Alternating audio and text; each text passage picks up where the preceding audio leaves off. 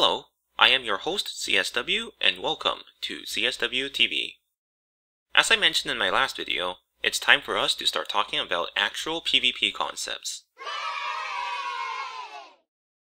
When I first started playing Swordsman, I had a hard time killing anyone because I didn't understand the concept of combos. In traditional MMOs like Perfect World, control skills such as stuns were usually separate from damaging skills.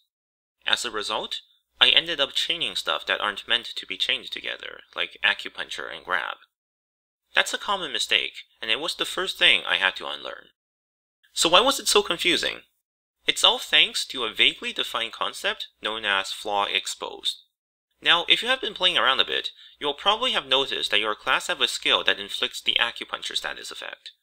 Some classes can also inflict the dazed effect. These two effects are both known as Flaw Exposed.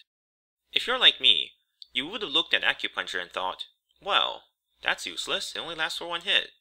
And dazes are so short as well. What's up with that?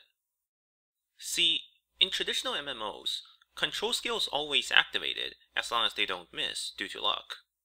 What took me a while to figure out was that there are several control skills on Swordsman that activate their effect only when your opponent is Flaw Exposed.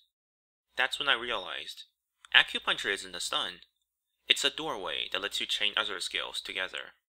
Take a look at your skill bar. No matter what class you are, you will have at least one skill that says something about launching or knocking prone Flaw Exposed targets. Use the skill normally, and you'll notice that it doesn't do anything special. However, use an acupuncture skill first, before using it, and you will notice that it acts as a control skill. You can easily test this on any class except Harmony. This here is the basis of combo-based gameplay. Your goal is solely to land some skill that Flaw exposes your opponent, and then chain the skill afterwards to simultaneously do damage while controlling your opponent. Now of course, this is a huge simplification of what actually happens in fights, but it's nonetheless all based off this very concept. Now, recall from episode 2, I mentioned that there are a few playstyles that does not involve combos. This tends to work better for some classes more than others. It's worth noting that not all skills require Flaw Exposed. At the same time, some skills that do require Flaw Exposed still does damage, even if they are used on a non-Flaw Exposed opponent. This leads to a less popular playstyle known as the chip damage style, or chip style for short. One may think that chip style means you don't use combos at all. This is not entirely true. Instead, you are trading away guaranteed high damage for more utility and versatility.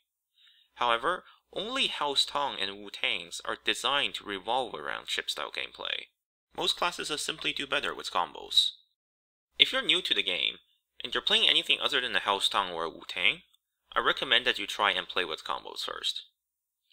So since we are back on the topic of combos, I will say that most classes do have multiple combos.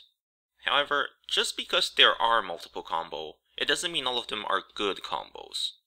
If you have been watching good players play, you will notice that most of them seem to have the same combos. We call this the viable combo, because out of all possible combos, these ones are the best in terms of how easy they are to land, how effective they are at dealing damage, and how many skill slots they use up. Since I don't want to make my videos too long, I will talk more about that in the next video. So if you like this video, then be sure to leave a like, comment, and subscribe, and stay tuned for more videos.